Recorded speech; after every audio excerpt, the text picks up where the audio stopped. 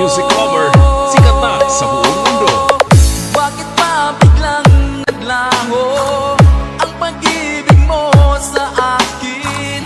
Bakit tayo mong dinggin mga